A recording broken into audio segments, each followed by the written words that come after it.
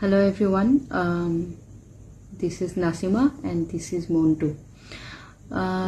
So this is going to be an explanatory video where I will be talking briefly about what I really had in mind when I first came up with my YouTube channel, which was earlier named Nasima Islam, Not Your Stereotypical Muslim, which now has been renamed by me as the F word, Feminism with Nasima. Now, why did I make this shift and what can you expect now, from now onwards on my channel? These are the things I want to touch upon very briefly. So basically, initially all I was concerned with was upload my videos and some of my reels and some of my poems. That was my entire that was it. That was my agenda. I was not very serious about the potential that a YouTube channel could offer to me, and mostly I was just having fun. I was uploading mindless reels, and before reels I was actually uploading some good I would like to believe some good poems that I wrote, and my friends thought they were good and they wanted me to upload them. I remember the entire inception of the channel came to me when I wrote this poem named Murshidabad, which was about my identity and the kind of negotiations and bargain that I do with different layers of my identity as a Muslim, as a female-bodied individual, as a Bengali Muslim. So this Murshidabad poem was the linguistic dilemma and how language shapes our identity. And in order to upload that video, I had to open an entire channel. That's how my channel came into existence. But then with time, I was very depressed. Like a lot of things happened in my life and I was very, very depressed. And then I felt like friends, my friends who happen to be therapists, they said I should take life very, lightly at times, otherwise I won't survive. I shouldn't beat myself up too much. And then I started being very lighthearted, and lighthearted contents I also started uploading on my on my YouTube channel. And so the videos and their content started being more non-serious and gradually mindless.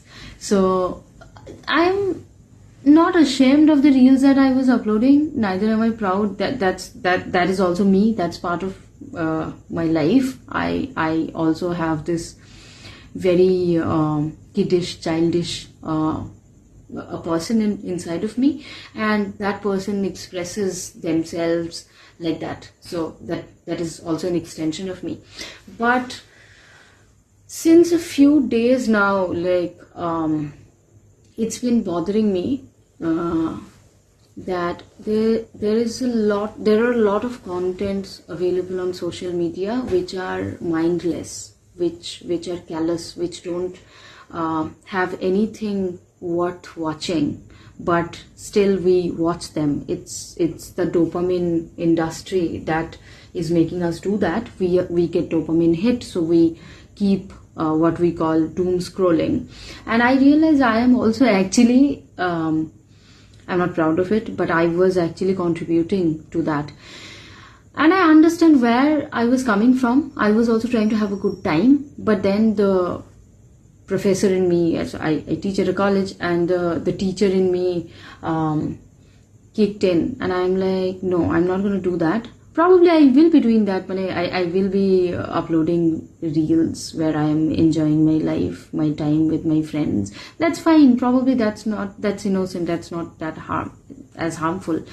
But I don't unnecessarily want to add to people's screen time. So if people are going to watch me, they should better watch me for something worth their time and their energy. Okay, so then I asked myself, what was that one thing that I think I'm very passionate about and I would like to share with the world? And definitely the answer was very, very prompt. It was very spontaneous. Those who know me, they know how important feminism as a worldview, as an ethical lens is for me. And I have been a very vocal feminist advocate of things. I advocate for a particular way of looking at things from a feminist perspective, and I felt like that's one thing I would really love for the world to know about me. If they have to see me, they should see me as a feminist, and how as a feminist I perceive things and why I do so, how I analyze and perceive things, and why actually I am doing so, I have been doing so. And in today's time, talking about feminism is not easy. People don't really take the F word very nicely. I have heard even women, even female bodied individuals being very, very apologetic and defensive about their feminist identity, or whenever they are taking a feminist stand. I have seen women fumble. They seem very, very apologetic, and that is something which has been bothering me like really, really deeply. And so I could talk about these things earlier also, but I was so I don't think I was in a very good ideal position, because I was very triggerable. As a feminist, there's a stereotype, feminists are always angry. But then why are they angry? Probably we can make one of the videos on this issue, that why we as feminists are always angry. Where does the anger come from? What triggers us? So anyway, I think this is a good point in my life to kickstart this entire project.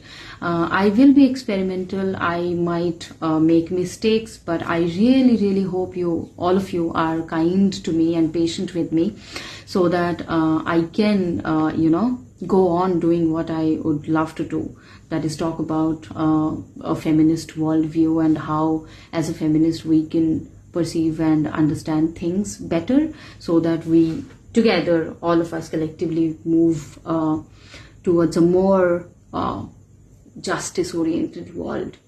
So wish me luck. I'm going to launch my first video very soon, after this second innings of in the second phase of my channel. So I need your best wishes. Anyway, thank you. That's what I had to say. I won't blabber anymore. Thank you.